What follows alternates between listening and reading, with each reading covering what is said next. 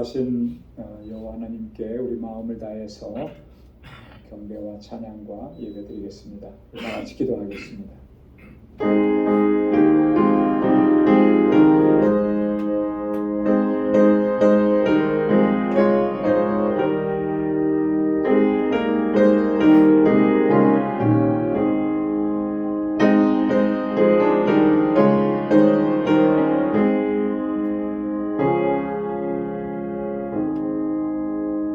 나의 영혼아 잠잠히 하나님만 바라라. 대저 나의 소망이 저로 쫓아나는도다. 오직 저만 나의 반석이시요 나의 구원이시요 나의 산성이시니 내가 요동치 아니하리로다. 나의 구원과 영광이 하나님께 있으며 내 힘의 반석과 피난처도 하나님께 있도다. 아멘. 자비하시고 거룩하신 만군의 주 여호와 하나님 아버지, 오늘도 주님의 은혜 가운데 저희들을 지켜주셨다가 이 저녁에 다시 주님의 거룩하신 보좌 앞으로 나아오게 하시고 여호와 하나님을 경배하고 찬양하고 예배케 하시니 감사합니다. 우리 주님의 그 십자가 보혈을 의지하여 주님 앞에 나아오니 주님 우리를 받아 주옵소서. 우리의 허물과 죄악을 주님 앞에 고백하오니 주의 보혈로 깨끗하게 씻어 주옵소서. 우리 속에 정한 마음을 창조하시고 내 안에 정직한 영을 새롭게 하여 주셔서 주님 앞에서 찬양하고 예배할 때마다 하나님의 주시는 구원의 기쁨과 감격 안에 거하도록 인도하여 주옵소서. 오늘도 주님의 평강으로 덧입혀 주시기를 간절히 사모하며 예수님의 이름으로 기원하옵나이다. 아멘. 전능하사 천지를 만드신 하나님 아버지를 내가 믿사오며 그 외아들 우리 주 예수 그리스도를 믿사오니 이는 성령으로 잉태하사 동정녀 마리아에게 나시고 본디오 빌라도에게 고난을 받으사 십자가에 못 박혀 죽으시고 장사한 지 사흘 만에 죽은 자 가운데서 다시 살아나시며 하늘에 오르사 전능하신 하나님 우편에 앉아 계시다가 저리로서 산 자와 죽은 자를 심판하러 오시리라. 성령을 믿사오며 거룩한 공예와 성도가 서로 교통하는 것과 죄를 사하여 주시는 것과 몸이 다시 사는 것과 영원히 사는 것을 믿사옵나이다. 아멘. 찬양으로 하나님께 영광 돌리겠습니다. 주의 보좌로 나아갈 때에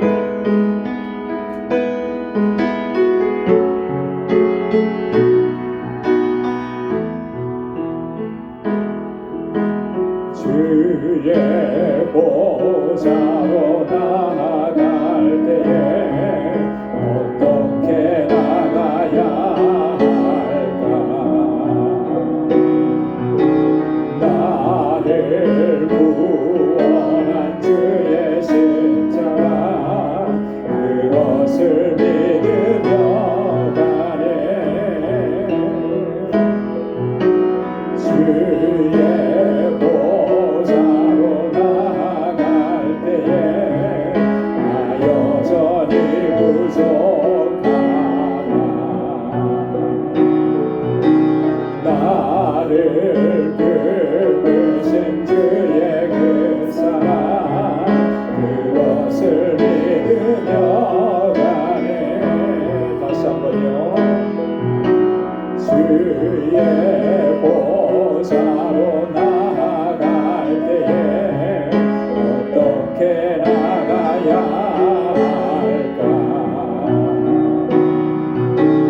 나를 구원한 주의 십자가 그것을 믿으며 가네.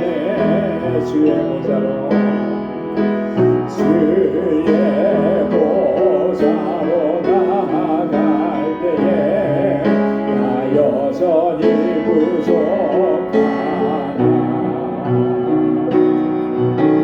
나를 부르신 주의 그 사랑 그것을 믿으며 가네.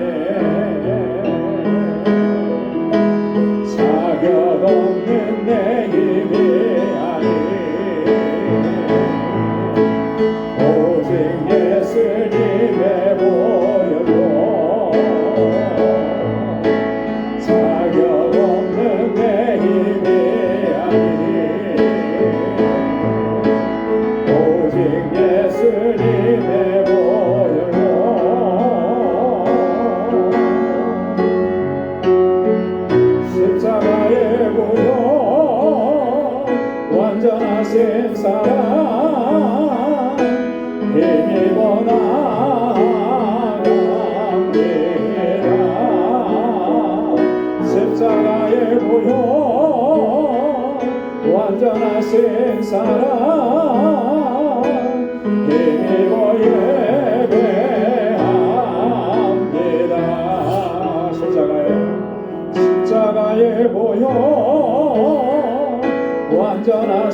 사랑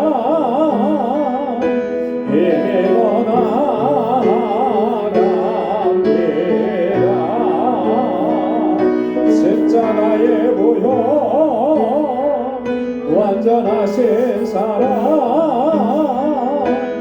힘입어 예배합니다.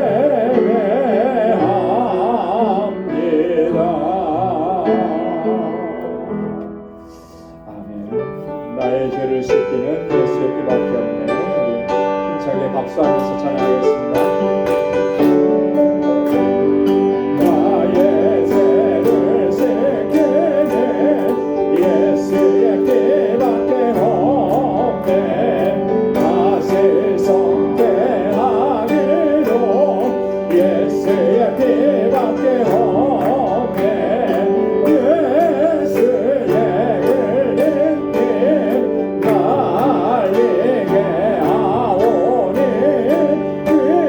귀하고 귀하다. 예수의 피밖에 없네. 나를 정죄하기는 예수의 피밖에 없네.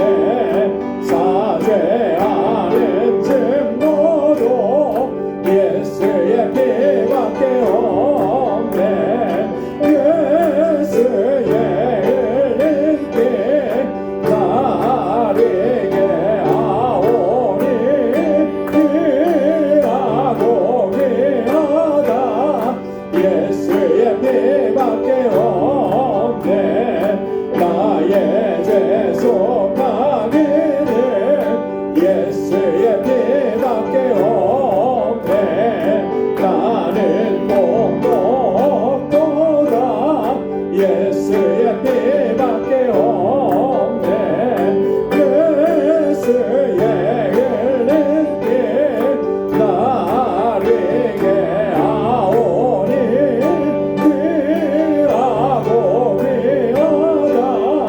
예수의 피밖에 없네. 평안함과 소망은 예수의 피밖에 없네. 나의 흐르는 것들 예수의 피밖에 없네. 예수의 흘린 피 날리게 하오니 귀하고 귀하다. 예수의 피밖에 없네. 영원토록 내 할 말 예수의 피밖에 없네. 나의 찬미 제목은 예수의 피밖에 없네. 예수의 흘린 피 날리게 하오니 귀하고 귀하다. 예수의 피밖에 없네. 영원토록 내 할 말 예수의 피밖에 없네. 나의 찬미 제목은 예수의 피밖에 없네. 예수의 흘린 피 날리게 하오니 귀하고 귀하다. 예수의 피밖에 없네. 아멘. 주님의 보혈만이 내 죄를 씻어주시고 정결케 하신 줄로 믿습니다. 내 모든 시험으로 내 모든 시험 무거운 짐을 주 예수 앞에 아뢰이며 근심에 쌓인 날 돌아보사 내 근심 모두 맡으시네. 무거운 짐을 나 홀로 지고 견디다 못해 쓰러질 때 불쌍히 여겨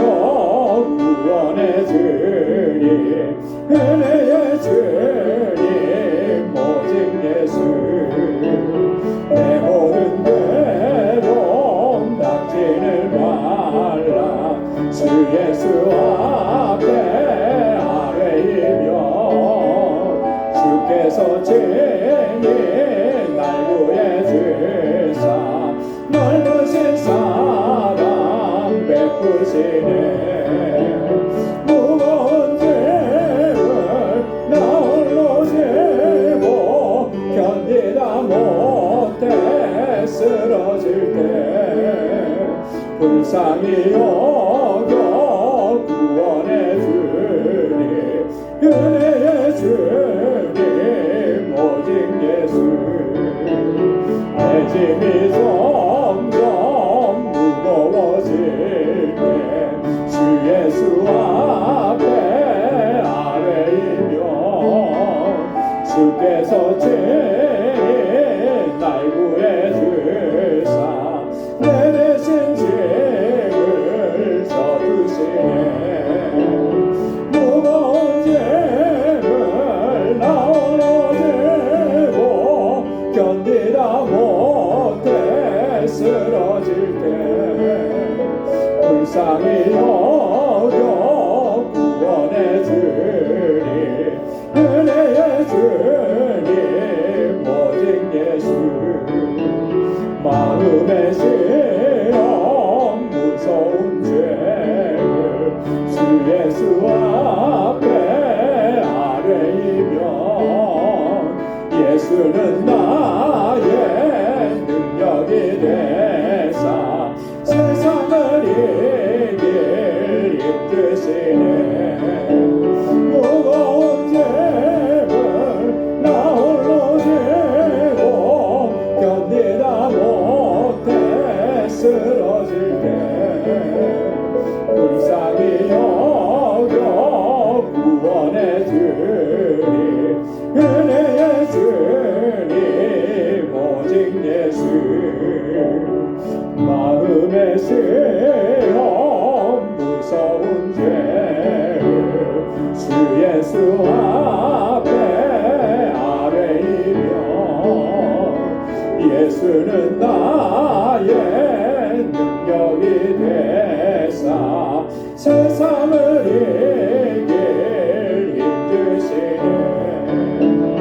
무거운 짐을 나 홀로 지고 견디다 못해 쓰러질 때 불쌍히 여겨 구원해 주니 은혜의 주님 오직 예수. 아멘. 우리의 무거운 짐을 대신 지시고 주님의 나라에 이르기까지 늘 동행해 주시는 주님을 의지해서 오늘도 믿음으로 나아가기를 소망합니다. 우리 다 같이 주님 앞에 통성으로 기도하겠습니다. 우리의 연약한 믿음을 주님 불쌍히 여겨주시고 주님의 강하신 팔로 붙들어 주옵소서. 시험과 환난과 고난이 있어도 넉넉히 이겨낼 수 있도록 하나님 굳건한 믿음을 허락하여 주옵소서. 우리에게 주신 직분과 사명 잘 감당하게 하여 주옵소서. 우리 방주교회가 믿음의 공동체로 사랑의 공동체로 든든하게 서가게 하시고 하나님의 귀한 일꾼들에게 능력과 권능을 덧입혀 주옵소서. 또 우리 사랑하는 권속들 우리 하나님께서 지켜주시고 모든 시험과 환난을 넉넉히 이기고 승리케 하여 주옵소서. 이곳에서 자라나는 어린 심령들 우리 사랑하는 자녀들 하나님 믿음 안에서 견고하게 세워주시고 또 저들을 위해서 수고하고 애쓰는 우리 전도사님과 우리 모든 교사들을 위해서 기도해 주시고 우리 선교지를 위해서 알라메다 방주교회를 위해서 오늘 주님 앞에 가지고 나온 우리의 간절한 기도의 제목 다 같이 통성을 하나님께 아뢰겠습니다. 거룩하신 아버지 하나님 참 감사합니다. 오늘도 사랑하셔서 저희들로 하여금 하나님을 예배하고 경배하고 찬양하게 하시니 감사합니다. 거룩하신 주님 앞에 나올 수 없는 연약함과 어리석음과 허물과 죄악이 가득한 저희들입니다. 오늘도 불쌍히 여겨주시고 아버지 하나님 주의 보혈로 씻어주시고 성결하게 하시고 다시 받아주셔서 우리의 예배를 이렇게 복음향해 주시니 감사합니다. 늘 주님 안에 거하게 하시고 아버지 영과 진리로 하나님을 예배하게 하시고 어느 곳에서나 아버지 하나님 주님의 영광을 높이 들어주며 아버지 하나님 믿음으로 살아가는 저희들 되게 하여 주옵소서. 아버지 하나님 저희들을 사랑하시사 주님의 몸된 교회 귀한 일꾼으로 세워주심을 감사합니다. 우리의 마음을 다하고 뜻을 다하고 힘을 다하게 하시고 아버지 하나님 우리의 모든 것을 주님께 드려 충성하고 헌신하는 신실한 종들을 서게 하여 주시옵소서. 아버지 하나님 이 세상에 세워주신 하나님의 귀한 종들 한 사람 한 사람 그들에게 장중에 붙들어 주옵소서. 믿음으로 역사하게 하여 주옵시고 아버지 하나님 사랑의 수고를 아끼지 않도록 인도하여 주옵소서. 늘 아버지 하나님 눈물로 기도하며 아버지 하나님 땀 흘려 수고하고 봉사하고 헌신하게 하셔서 아버지 하나님 이 세상을 아름답게 성경하고 세워갈 수 있도록 은혜 베풀어 주옵소서. 특별히 아버지 하나님 우리에게 주신 이 영혼권의 사명을 잘 감당하게 하소서. 정말 이 재단이 하나님 주님 찾으시는 새 생명으로 가득 차고 아버지 구원의 기쁨과 감격 속에서 하나님을 예배하는 분명한 예배 공동체가 되도록 인도하여 주시옵소서. 또 하나님 아버지 특별히 우리 사랑하는 자녀들이 이곳에서 아버지 믿음 안에서 아름답게 잘 성장하고 아버지 하나님을 경외하며 살게 하소서. 이 세대의 하나님 다윗과 같이 아버지 솔로몬과 같이 또한 아버지 하나님 바울과 같이 하나님 앞에 귀하게 쓰임받는 주의 일꾼들이 다 되게 하여 주옵시고 우리 모든 교사들 또 우리 전도사님 아버지 하나님 지혜와 능력과 권능을 덧입혀 주시는 은혜를 더하여 주시옵소서. 아버지 하나님 우리 사랑하는 지체들 가운데 연약함이 있고 아버지 여러 가지 고통과 아픔 속에서 실험하며 아버지 하나님 주님 앞에 간구하는 귀한 생명들마다 주님의 손으로 만져주시고 하늘 위로로서 주님의 평강으로 덧입혀 주시고 아버지 하나님의 나라 소망하며 믿음으로 달려갈 수 있도록 도와주시옵소서. 아버지 하나님 우리 사랑하는 성도들의 가정을 평안하게 하시고 그 하는 모든 일들이 다 복되게 하시고 하나님께 영광 돌리는 믿음의 길을 걸어가도록 도와주옵소서. 우리 선교사님들 강건하게 붙잡아 주시고 능력으로 함께하여 주시옵소서. 부족함이 없이 채워주시고 아버지 생명의 역사가 풍성하게 일어나도록 도와주옵소서. 우리 알라메다 방주교회 든든하게 세우셔서 그 지역의 영혼들을 주님께로 인도하는 이 사명 잘 감당하게 하시고 우리 아버지 모든 사역자들 우리 동역자들에게 지혜와 능력과 권능과 성령의 충만함을 더하여 주시옵소서. 오늘도 주님 앞에 나와서 하나님 간절하게 간구하고 기도합니다. 우리의 마음의 소원이 하나님의 마음에 합한 것이 되게 하시고 하나님의 선하신 구단을 허락하여 주옵소서. 매일매일의 삶이 우리 주님과 동행하는 삶이 되게 하시고 그 거룩한 하나님의 백성으로 살아갈 수 있도록 인도하여 주옵소서. 연약하여 쓰러지고 넘어질 때마다 우리 다시 일으켜 세워주시고 주님 안에 소망을 갖고 믿음으로 나아가는 저희들 되게 하여 주시옵소서. 오늘도 말씀 앞에 세워주셔서 주의 말씀으로 우리를 새롭게 하시고 새로운 결단과 각오로 주님 앞에서는 이 귀하고 복된 시간이 되도록 인도하여 주옵소서. 모든 감사와 영광 주님께 올려드립니다. 예수님의 이름으로 간절히 기도드리옵나이다. 아멘. 아멘. 할렐루야. 귀한 응답을 허락해 주실 줄로 믿습니다. 이제 우리 말씀을 함께 묵상하도록 하겠습니다. 오늘 우리에게 주시는 하나님 말씀은 갈라디아서 제4장 21절에서 31절 마지막 절까지입니다. 갈라디아서 제4장 21절에서 31절까지 한 절씩 교독하겠습니다. 내게 말하라. 율법 아래 있고자 하는 자들아, 율법을 듣지 못하였느냐?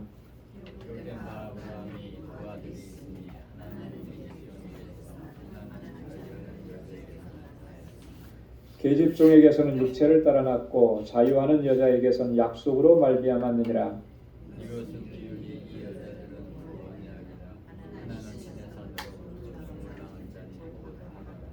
이 하가는 아라비아에 있는 시내 산으로 지금 있는 예루살렘과 같은 데니 저가 그 자녀들로 더불어 종노릇하고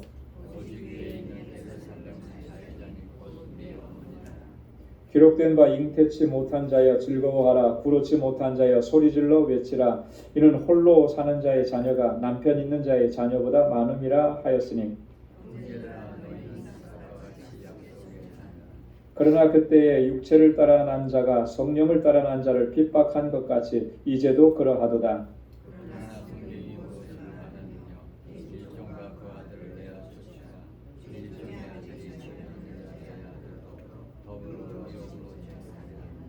다 함께요. 그런즉 형제들아, 우리는 계집종의 자녀가 아니요 자유하는 여자의 자녀니라. 아멘. 오늘 함께 봉독한 이 본문의 말씀은 갈라디아서 전반부의 내용을 이렇게 마무리하면서 결론 짓는 그런 아주 중요한 부분입니다. 갈라디아서의 중심 사상, 중심 주제는 이신칭의입니다. 그죠? 믿음으로 말미암아 의롭다함을 얻는다. 우리가 구원 얻은 것은 율법의 행위에 있지 아니하고 예수 그리스도의 복음을 믿음으로 말미암아 구원을 얻었다. 이것을 이제 체계적으로 쫙 설명을 해왔거든요. 특별히 그 3장과 4장에서는 바로 이 이신칭이 이 내용을 집중적으로 설명을 했습니다. 그러면서 마지막 결론, 이제 마무리를 하는 거예요. 그래서 이제 5장으로 넘어가면 이 그 교리적인 측면보다는 그 교리적인 것에 기반해서 우리 그리스도인들의 삶이 어떠해야 되는지 삶의 부분으로 이제 넘어가게 됩니다. 그러면서 이제 오늘 본문에 보면은 한 가지 그림이 나오죠. 물론 이제 비유라고 설명을 했는데 사실 이거는 뭐 이렇게 상상을 하거나 없는 것을 이렇게 만들어낸 그런 비유가 아니고 구약의 한 사건을 가지고 온 거예요. 굉장히 중요한 내용이죠. 그 창세기 16장에서부터 또 21장에 있는 이런 말씀들을 중심으로 해서 거기에 있는 내용을 가지고 와서 이 복음과 이 믿음과 율법의 차이가 어떤 건지를 그림으로 이렇게 보여주는 겁니다. 그래서 이게 지금까지는 어떤 그림이 안 잡혔다면 이제 그림이 확실하게 눈에 들어오게 되는 것이죠. 그래서 바울이 이 정말 이 창세기에 있는 이 내용, 사라와 하갈의 이 내용이 또 이스마엘과 이삭의 이 관계가 정말 이 복음과 율법을 정확하게 설명을 해주고 있다라고 하는 것을 우리가 알 수가 있습니다. 그래서 사라와 하갈에게서 난 자녀들, 이삭과 이스마엘이죠. 그들의 신분과 그들의 운명이 어떻게 되었는지 그것을 보여주면서 복음과 율법의 차이를 명확하게 보여주는 것입니다. 그래서 전체적인 주제를 종의 자녀와 자유자의 자녀라 이렇게 이제 설명을 좀 드릴 수가 있겠습니다. 자, 그러면 우리 본문의 내용을 한번 같이 좀 살펴보도록 하겠습니다. 자, 21절에 보면 내게 말하라 율법 아래 있고자 하는 자들아 율법을 듣지 못하였느냐. 너희가 좀 한번 말을 해봐라. 내게 좀 대답을 좀 해봐라. 이제 이런 얘기잖아요. 자, 이런 표현은 당시 유대의 그 랍비들이 율법을 교육하고 가르칠 때 그 학생들에게 제자들에게 흔하게 사용했던 방법이라고 합니다. 너희들이 한번 얘기 좀 해봐라. 이제 이렇게 하는 거죠.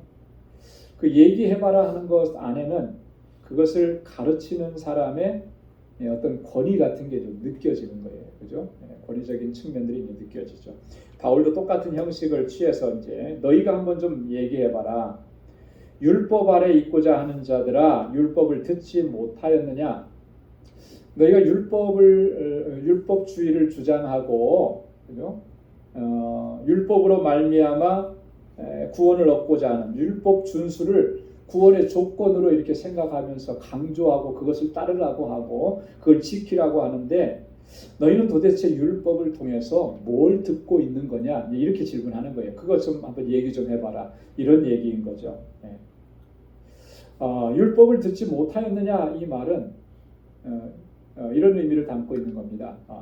율법의 진위가 뭔지 좀 얘기 좀 해봐라. 너희가 알고 있는 율법의 진위가 뭐냐? 이 율법을 통해서 너희는 도대체 뭘 알고 뭘 믿고 있는 거냐? 이렇게 이제 질문을 하는 거예요. 여러분 율법의 역할은 뭐라 그랬습니까? 하나님께서 율법을 주신 목적과 이유? 율법의 역할은 크게 두 가지예요. 그죠? 자, 율법을 통해서 우리는 뭘 깨닫는다 그랬습니까? 죄를 깨닫는다 그랬어요. 그래서 이걸 조금 더 뭐랄까요? 과격하게 표현을 하면 율법은 그 기능 중에 우리를 정죄하는 기능이다. 그죠? 그러니까 죄를 깨닫게 하니까 여러분 죄가 깨달아지면 어떻습니까? 이 편안한 마음을 가질 수가 없죠. 그죠? 그래서 자꾸 이제 율법을 대하면 내가 죄인인 것을 더 분명하고 명확하게 알게 되는 거예요. 깨닫게 되는 거예요. 이게 이제 율법의 첫 번째 기능입니다. 자, 그리고 율법의 본질적인 두 번째 기능은 뭐였죠? 그렇죠. 바울이 갈라디아서 3장에서 몽학 선생이라 그랬잖아요. 그죠? 몽학 선생은 가정교사라 그랬고, 자, 율법이 몽학 선생이라고 하는 그 의미는 뭐겠습니까? 뭘 가르쳐 주는 거예요? 율법으로 말미암아는 구원을 얻을 수가 없다라고 하는 거 가르쳐 주는 거예요. 자, 그러면 몽학 선생은 그 자기가 가르치는 이 학생들, 가정교사로 가르치는데 이 학생을 어디로 인도하는 거예요? 지난번에도 제가 말씀을 드렸는데 몽학 선생의 역할은 유아기와 유년기에 있는 귀족의 자녀들을 아주 초등학문으로 가르치는 거예요. 그죠? 언제 어느 정도 나이냐면 한 14살 정도 나이까지. 그까지 가르치는 거예요. 그 다음에는 어떻게 해요? 그냥 내버려 둡니까? 다 했다고? 그게 아니라 그 다음을 이어갈 사람에게 넘겨주는 거잖아요. 그게 몽학 선생의 역할인 거예요. 율법도 그런 기능인 거죠. 율법의 기능은 우리를 정죄하고 우리의 죄를 깨닫게 하는데 거기에서 끝나는 것이 아니고, 그러면 우리가 죄인이면 그걸로 끝나버리면 어떻게 됩니까? 절망스러운 거죠. 그러면 사는 길을 가르쳐줘야 될 거 아니에요. 그죠? 사는 길인 우리에게 생명을 주시는 그리스도에게로 인도하는 거예요. 이게 율법의 역할이라고 하는 거죠. 율법의 역할은 그런 겁니다. 근데 과연 너희가 율법의 기능과 역할을 그렇게 이해하고 있느냐? 그게 아니라는 거죠. 율법주의자들은 뭐예요? 우리가 율법을 지킴으로 말미암아 구원을 얻었다라고. 구원의 조건으로 생각을 하는 거예요. 그게 잘못됐다는 거죠. 율법으로 말미암아 우리를 구원 얻는 길을 하나님께서 주신 게 아니라는 거예요. 만약에 그랬잖아요, 바울이. 율법으로 말미암아 우리가 구원 얻는 길을 주셨다면 이미 그거로 우리가 다 구원을 얻었을 것이다. 그러나 그렇지 않다는 거예요. 구원을 얻는 길은 오직 하나예요. 누굽니까? 예수 그리스도. 그분이 나를 위해서 십자가에 죽으신 그 구속의 사건을 믿고 예수 그리스도를 나의 구주로 영접하는 길, 그거밖에 없다라고 하는 거죠. 그래서 율법은 그렇게 인도하는. 여기서 하나 참고로 그 율법의 핵심은 그러면 뭐겠습니까? 예수님께서 우리에게 가르쳐 주셨는데 율법의 핵심은 뭐라 그랬죠? 율법은 많은 내용들이 있잖아요. 근데 그걸 딱 한마디로 요약하면 뭐라고 요약할 수 있겠어요? 한 단어로. 요건 굉장히 중요한 건데 예수님께서 친히 가르쳐 주셨잖아요. 사랑이라는 거예요. 율법, 사랑. 율법에서 가르치는 게 뭐냐면 사랑이라는 거죠. 자, 그 사랑인데 첫째는 내 마음과 뜻과 힘과 정성을 다해서 누구를 사랑하라고요? 하나님 사랑하고, 둘째는 그와 같으니 뭐예요? 누구를 사랑하라고요? 내 이웃을 무엇과 같이? 내 몸과 같이 사랑하라. 이 안에 율법은 다 들어가 있다는 거죠. 그죠? 율법을 주신 핵심은 하나님의 사랑인 거예요. 우리로 하여금 주님의 사랑을 받고 그 사랑 안에서 행하라고 하는 것이죠. 그러니까 이 하나님에게 주신 율법의 말씀을 통해서 우리는 어떻게 하나님을 사랑해야 하는지 그거 배우게 되는 것이고요. 어떻게 이웃을 사랑해야 되는지 그것을 배우게 된다는 거죠. 그것을 배우지 못하면 율법을 잘못 알고 있는 거예요. 그래서 바울이 지금 여기서 얘기하는 게 너희가 율법을 듣지 못하였느냐라고 하는 이 말은 이런 의미를 담고 있는 것입니다. 율법의 역할이 뭐고 율법의 핵심적인 내용이 뭔지를 너희가 잘 알고 있느냐, 이제 그거 한번 얘기해봐라, 그런 얘기입니다. 자, 22절에 보면 기록된 바 아브라함의 두 아들이 있으니 하나는 계집종에게서 하나는 자유하는 여자에게서 났다 하였다. 아브라함의 예를 드는 겁니다. 아브라함에게 두 아들이 있었다 그랬는데 이 두 아들은 누구를 가리키는 걸까요? 이삭과 이스마엘이겠죠. 자, 근데 실제로 아브라함에게는 아들이 몇 명이 있었다고요? 몇 명이 있었을까요? 아브라함에게는? 네, 몇 번 말씀드렸는데 다 잊어버리셨어요. 그죠? 그 창세기 25장 1절로 2절에 보면 사라가 죽고 나서 아브라함이 후처 구두라를 취합니다. 그리고 그 구두라를 통해서 무려 6명의 아들을 낳아요. 자, 그러면 토탈 몇 명이에요? 8명이에요. 8명. 근데 사실은 구두라를 통해서 낳은 그 6명의 아들은 이름만 나오지 그들이 뭘 했다 뭐 이런 건 없어요. 그러니까 그렇게 중요하게 여겨지는 건 아니에요. 그래서 바울이 지금 여기서 두 아들이라고 이 복음과 율법을 설명하기 위해서 이 두 아들을 이제 데리고 온 것입니다. 그래서 이삭과 이스마엘 두 아들인데, 자, 근데 보니까 이 하나는 계집종에게서 났다. 이 계집종은 누구예요? 하갈이죠. 사라의 몸종이었던 애굽 여인 그 하갈입니다. 그리고 자유하는 여자는 사라를 얘기하는 거겠죠. 자, 그래서 이 두 여인을 통해서 이스마엘과 이삭이 태어났는데 이 두 아들을 집중적으로 비교하면서 율법과 복음이 어떻게 차이가 있는지를 설명을 하는 것입니다. 자, 보십시오. 이스마엘과 이삭은 아버지는 같아요. 그죠? 아버지는 누구예요? 아브라함이죠. 엄마가 달라요. 엄마가 다른데 어느 정도로 차이가 나게 다릅니까? 사라는 열국의 어머니, 주인이에요, 주인. 그죠? 하갈은 몸종이에요, 몸종. 사라의 몸종.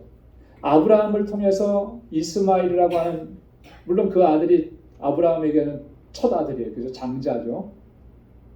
아들을 낳기는 낳았지만 여전히 그의 신분은 뭐예요? 종이에요, 종. 종이라는 거죠. 그러면 종에게서 태어난 그 아들은 뭐가 되겠습니까? 똑같이 종인 거예요. 그죠? 그걸 얘기하는 거예요. 자, 아버지의 입장으로 봐서는 똑같은 그 아버지의 아들이라고 하지만 어머니의 입장에서 봐서는 완전히 신분이 달라지는 거죠. 특히 그 유대 사회, 이스라엘 민족은 어떤 사회냐면 모계 사회입니다. 모계 사회. 그래서 아버지가 누구냐라고 하는 것은 그렇게 중요하지 않아요. 어머니가 누구냐라고 하는 것이 중요한 거예요. 그래서 어머니가 유대인이면 유대인입니다. 근데 어머니가 이방인이면 이방인인 거예요. 모계 사회의 특징이 그런 거예요. 자, 그래서 오늘 본문을 통해서 이 이스마엘과 이삭이, 특히 이스마엘이 그 신분이 어떤 것인지를 이야기해 주는 것입니다.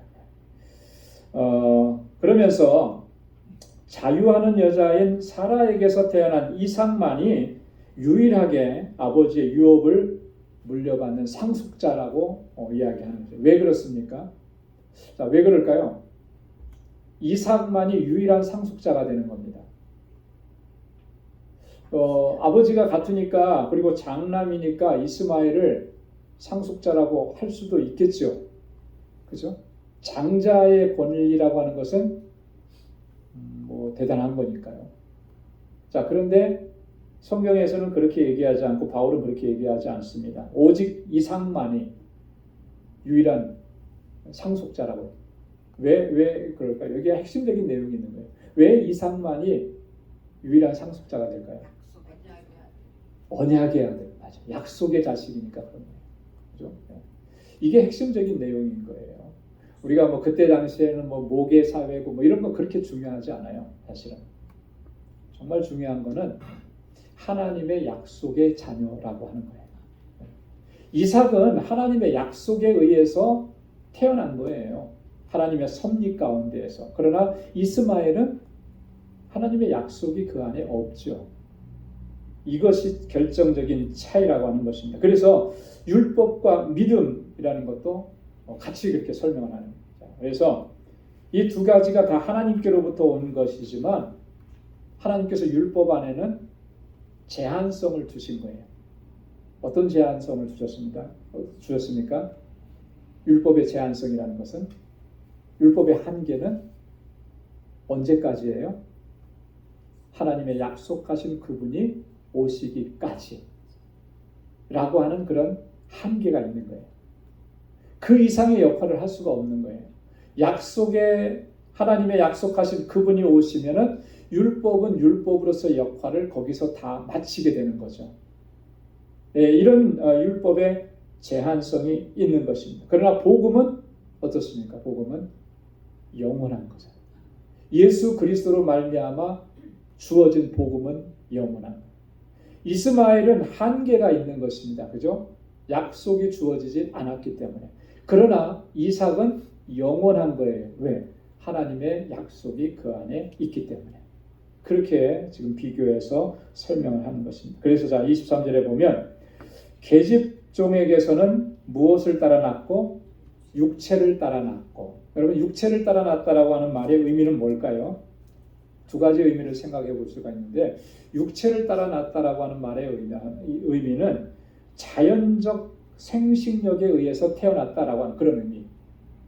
우리가 보통 이제 자녀들이 태어나고 하면 뭐 이렇게 부부가 결혼해서 또 자녀를 낳고 이건 자연적인 거잖아요. 그런 과정 속에서 태어났다라고 하는 게 이제 첫 번째 의미고, 두 번째 의미는 좀 보다 더 중요한 의미인데 인간적인 방법에 의해서 태어났다라고 하는 의미예요. 그게 육체를 따라 났다라고. 자, 여러분 우리가 너무 잘 알죠. 이 이스마엘이 어떻게 태어나게 됐는지. 사라에게는 자녀가 없었어요, 그죠? 나이가 90세가 되도록 자녀가 없었어요. 그러니까 그때 당시에 뭐 우리나라도 그랬잖아요. 지금은 좀 그런 게 많이 없어졌는데 아들이 없어서 가문을 잇지 못하는 것을 굉장히 불명예스럽게 생각을 했잖아요. 그래서 어떻게 하든지 아들을 낳으려고. 그래서 밖에 나가서 아들을 낳고 들어오시는 그런 분들도 옛날에는 있었고 뭐 그렇잖아요. 그만큼 중요하게 여겼는데 이때도 마찬가지였던 거죠. 그러니까 사라가 생각하기에 어때요? 방법을 짜냈는데 내게 몸종이 있는데 이 하갈을 통해서 아들을 낳으면 어차피 그 아들도 종이 낳은 아들이니까 내 아들이고, 그죠? 그리고 아브라함은 대를 이어갈 수 있고, 인간적인 방법으로 막 고민하다가 생각한 게 그거예요. 그렇게 해서 태어난 아들이 바로 이스마엘이라고 하는 거죠. 자, 그러니까 그렇게 인간적인 방법에 의해서 태어났다라고 하는 것을 강조하는 게 바로 육체를 따라 났다라고 하는 그런 의미입니다. 이것은 그 안에는 이런 거예요. 우리가 살아가면서 어떤 우리 스스로의 힘으로 뭔가를 성취할 수 있는 그런 목표를 가지고 살아가는 삶, 그리고 내 행동이나 내 행위에 소망을 두고 살아가는 그런 삶의 양식들, 이런 형태들을 바로 육적인 삶이다 이렇게 얘기하는 것입니다. 자, 그러니까 이게 율법주의자들이 살아가는 방식하고 똑같은 거죠. 자, 율법주의자들은 자신들이 철저하게 율법을 지켰고 그랬기 때문에 우리가 하나님 앞에 구원받았고 선택되었고, 이것을 자꾸 강조하면서 자기의 행위를 강조하는 거예요. 자, 이것을 육적인 삶의 대표적인 모습으로 설명을 하는 것입니다.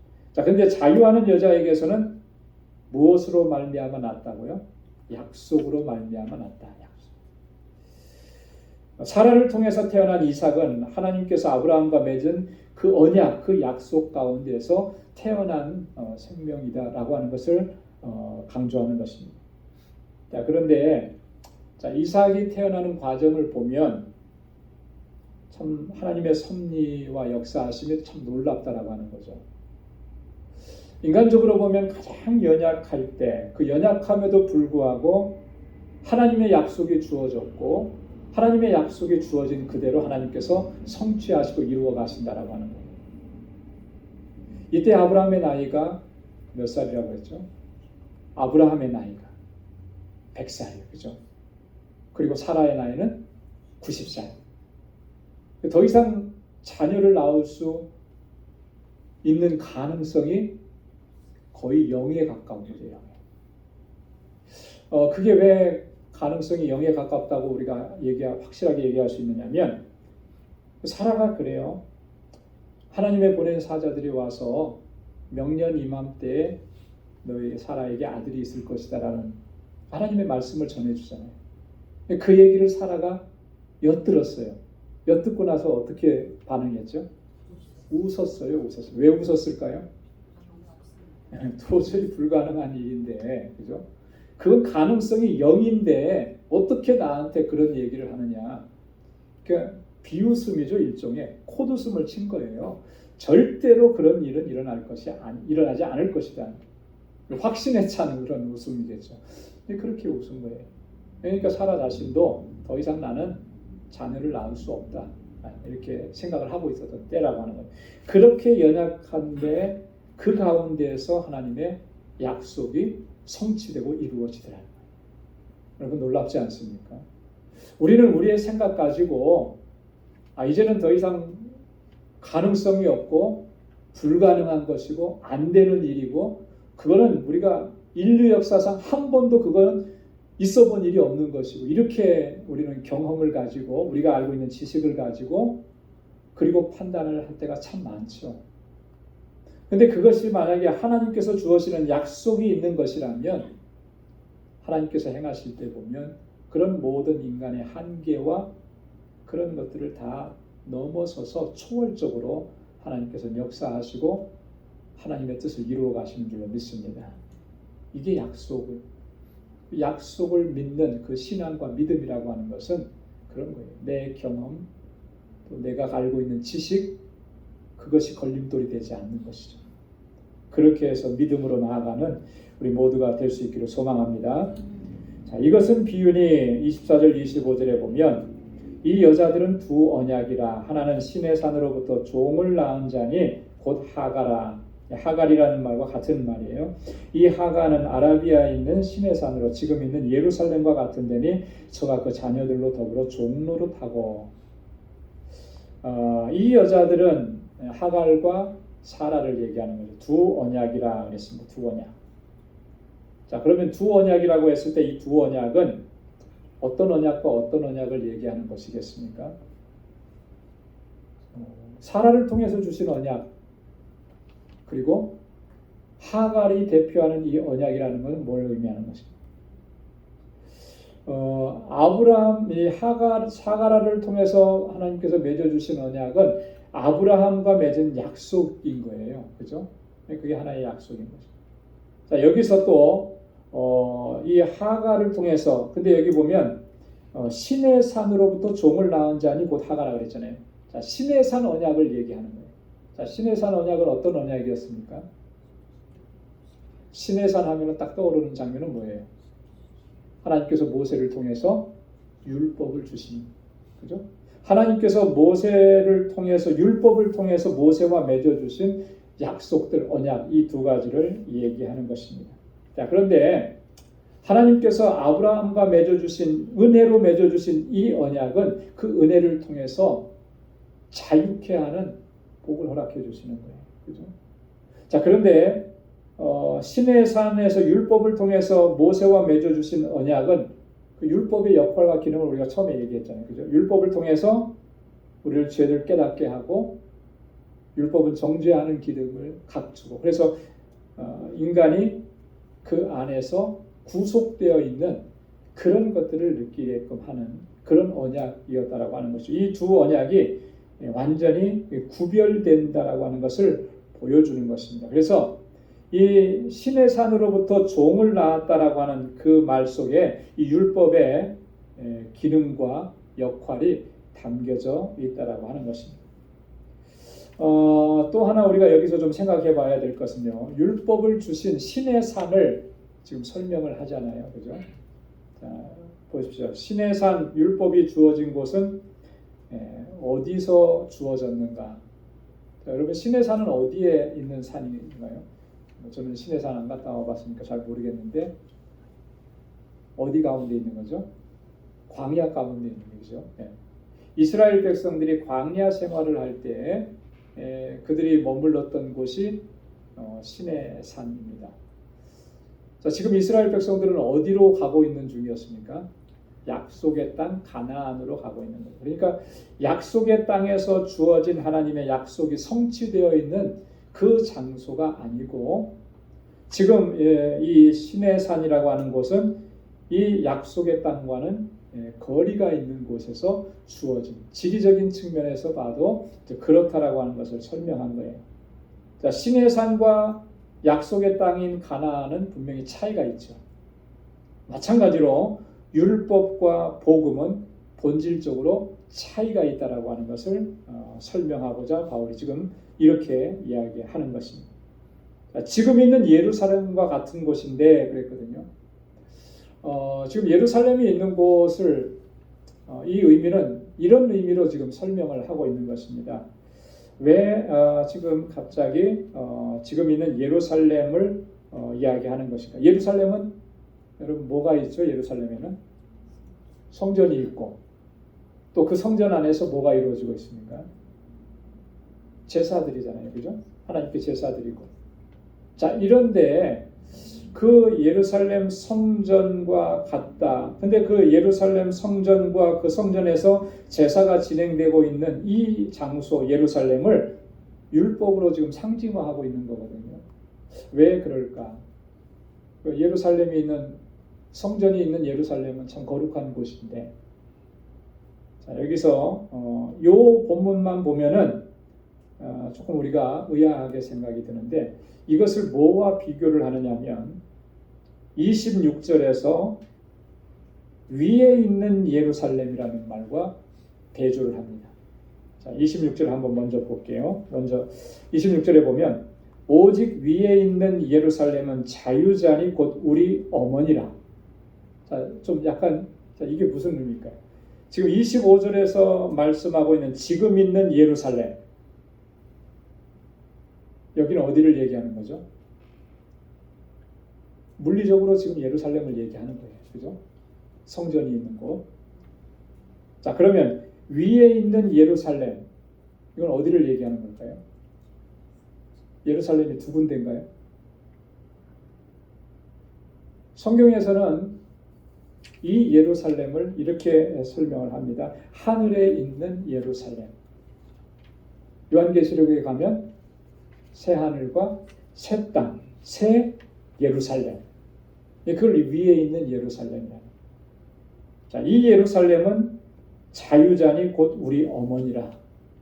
자, 이 예루살렘에 궁극적으로 그 예루살렘의 모든 성도들이 들어가게 되는데 과연 누가 들어가게 되느냐라고 하는 거예요. 그죠? 네. 자유자가 들어간다. 무엇으로 말미암는 자유예요? 복음으로 말미암는 자유자가 그 예루살렘에 들어가게 됩니다. 하나님의 언약을 우리에게 전달해 주시고 그 언약을 성취해 주시는 예수 그리스도를 통해서만 들어갈 수 있는 위에 있는 예루살렘, 그 예루살렘과 이 땅에 있는 예루살렘을 비교하는 그 정도의 차이라고 하는 거죠. 복음과 율법의 차이는 그와 같은 차이가 난다라고 하는 것을 오늘 본문을 통해서 바울이 이야기하는 것입니다. 자, 그러면 어느 정도 차이인지 우리가 충분히 짐작이 되죠. 그죠? 복음과 율법의 차이는 사실 비교하기가 어려울 정도의 그런 차이가 있는 것입니다. 자, 그래서 27절과 28절에 바울이 또 분명하게 우리의 어떤 스테이터스를 선포합니다.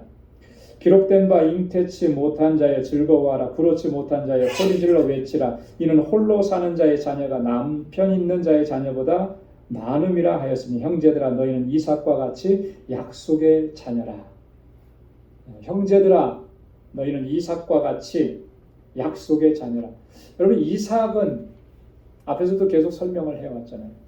자유자를 통해서 태어난 자, 하나님의 언약과 약속 가운데서 주어진 자녀. 그죠? 그래서 하나님의 아버지의 유업을 이을 자, 상속자가 된다라고 했잖아요. 그죠? 근데 그 이삭과 같이 우리도 약속의 자녀라고 하는 것을 얘기합니다. 무엇으로 말미암는 약속의 자녀라는 것일까요? 율법으로 말미암는 약속의 자녀가 아니라 복음으로 말미암는, 그죠? 복음으로 말미암는 약속. 복음 안에 담아두신 그 약속을 유업으로 받고 상속받는 그런 약속의 자녀라고 이야기하는 것입니다. 그래서 잉태치 못한 자여 즐거워하라. 구르치 못한 자여 소리질러 외쳐라. 이렇게. 여러분, 잉태하지 못했는데 임신하면은 다 또 뭐죠? 이렇게 입덧하고 막 그러잖아요. 그런 게 없었는데 이제는 소리 지르고 외치고 즐거워하라는 거예요. 왜 그러냐면 너희의 자녀가 훨씬 더 많음이라. 그리고 약속의 자녀가 되기 때문이라고 하는 거죠. 자, 이 말씀은 이사야 54장 1절에 있는 말씀을 바울이 인용해 온 것입니다. 자, 이사야 54장 1절에 보면 잉태치 못하며 생산치 못한 너는 노래할지어다. 고르지 못한 너는 외쳐 노래할지어다. 홀로 된 여인의 자식이 남편 있는 자의 자식보다 많음이니라. 여호와의 말이니라. 그럼 이게 무슨 상황 속에서 이 말씀을 주신 걸까요? 이사야 선지자를 통해서 이 말씀을 주실 때는 하나님께서 이스라엘을 회복시켜 주신다는 약속으로 주신 말씀입니다. 여러분 이사야서를 보면 1장부터 39장까지는 하나님의 심판이 선언이 됩니다. 자, 그런데 40장 이후로 넘어가면 하나님의 회복의 은혜를 선포해요. 지금 유다 백성들이 하나님 앞에 범죄하고 우상 숭배하고 또 하나님의 말씀대로 순종하지 않다가 결국 하나님의 심판을 받게 될 것이다. 징계를 받게 되죠. 역사적으로 그게 그대로 이루어졌죠. 그래서 어떻게 됐습니까? 남왕국 유다는 바벨론의 포로로 잡혀가게 되잖아요. 그런데 그렇게 포로로 잡혀갔다가 다시 회복시켜 주실 것이다라고 하는 그 약속을 담아서 주신 거예요. 그래서 포로된 이스라엘 백성들이 회복되어지고 영광스러운 상태에 이르게 될 것이다라고 하는 그런 하나님의 섭리를 예언적으로 선포한 말씀인데, 자, 그것이 지금 그때는 이스라엘 백성들에게 주어진 하나님의 약속이라면 지금은 이삭과 같이 너희가 하나님의 약속의 자녀라 그랬잖아요.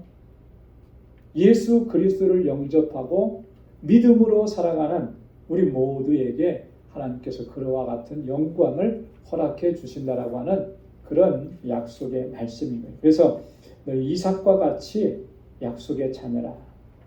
이삭이 하나님의 약속으로 말미암아 주어졌던 것처럼 우리 갈라디아 교회 성도들뿐만 아니라 모든 믿음으로 사는 성도들에게 하나님께서 복음으로 말미암아 그 약속을 유업으로 있게 해 주신다라고 하는 이런 말씀인 것입니다.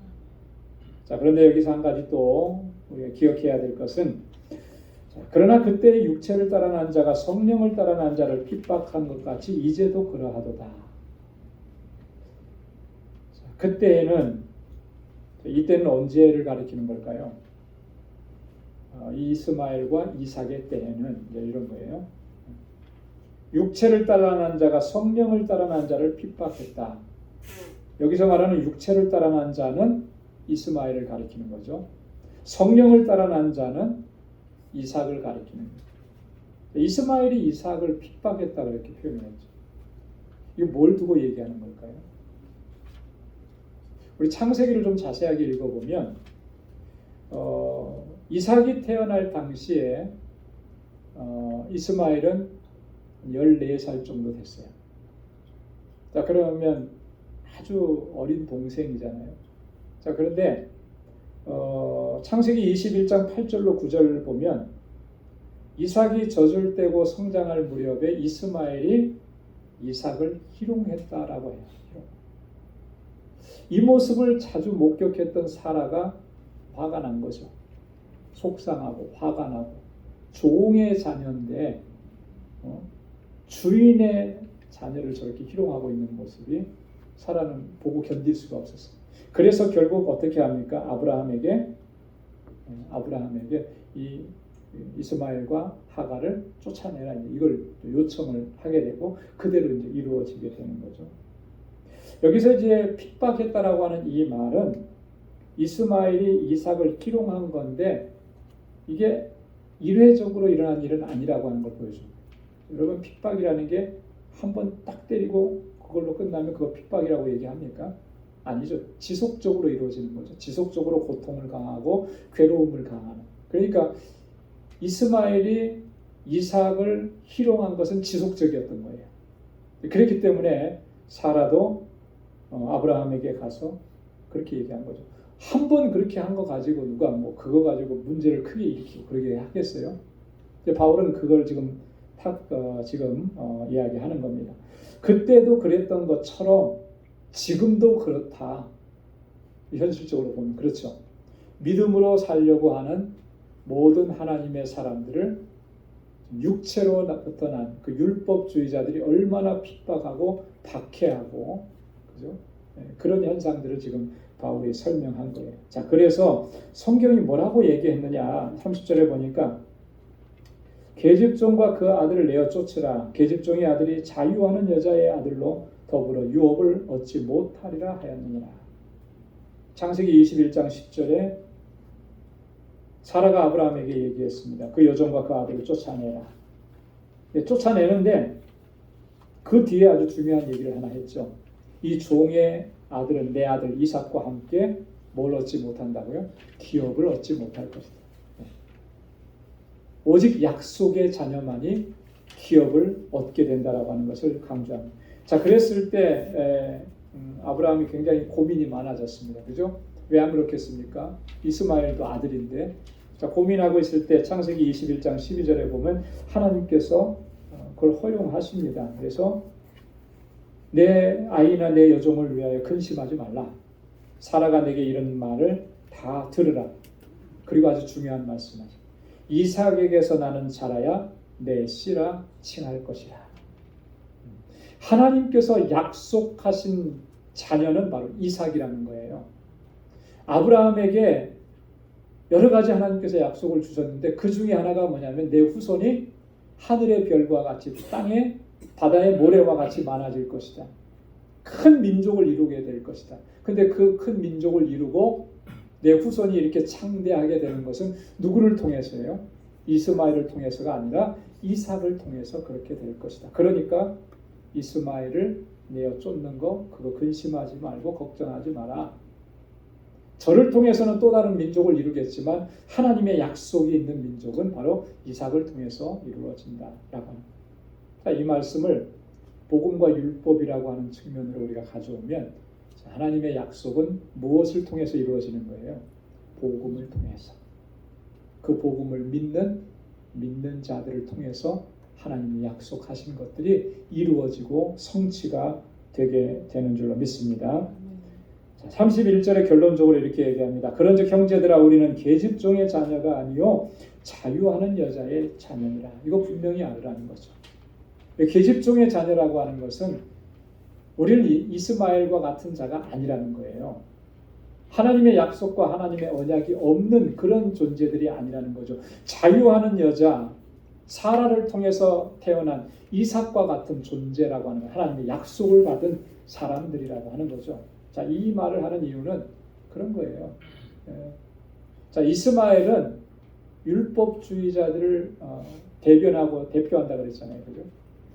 자, 이렇게 우리가 하나님께서 복음으로 말미암아 우리에게 약속을 주셨는데 왜 여전히 아직도 이렇게 율법주의자들에게 현혹되어서 자기 노력과 자기 희생과 자기 어떤 공로 이거 의지해서 내가 마치 구원을 얻은 것처럼 지금 내가 하나님의 은혜를 누리는 것처럼 그렇게 생각하고 그렇게 살아가느냐? 절대 그렇지 않은 것이다. 결론적으로 바울이 이렇게 얘기하는 것입니다. 여러분, 우리가 신앙생활하면서 정말 철저하게 배격해야 될 것이 바로 이런 율법주의적인 성향들입니다. 우리에게도 그런 성향들이 다 있어요. 자신의 공로를 의지하고 자기의 배경을 자랑하고 그것을 절대적으로 신봉하고 그것을 드러내고 나타내고자 하는 그런 마음들이 있어요. 우리라고 예외는 아니거든요. 그래서 우리 안에 있는 이런 율법주의적인 성향들을 우리가 철저하게 벗어내야 되는 것입니다.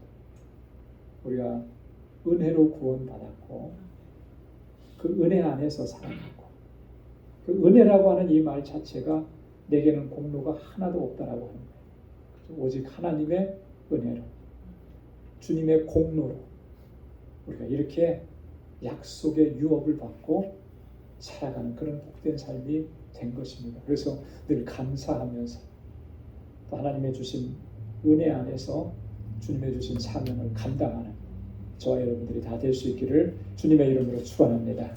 기도하겠습니다. 하나님 아버지 감사합니다. 오늘도 이 저녁에 저희들을 사랑하셔서 하나님 예배하게 하시고 우리의 예배를 기뻐 흠양해 주시니 감사합니다. 아버지 하나님, 이삭을 통해서 하나님께서 약속하신 그 유업을 잊게 하셨던 것처럼 오늘 우리도 하나님의 주신 복음과 주님의 주신 말씀을 통해서 하나님의 약속을 받고 그 약속 안에 거하게 하신 이 은혜 안에서 살아가게 하시니 감사합니다. 아버지 하나님, 나를 의지하고 나를 사랑했던 것 이제는 다 내려놓게 하시고 오직 나의 구원을 이루신 예수 그리스도 주님의 구속의 은혜만을 기억하고 감사하고 찬양하고 하나님께만 영광 돌리는 삶을 살아가는 우리 모두가 되게 하여 주옵소서.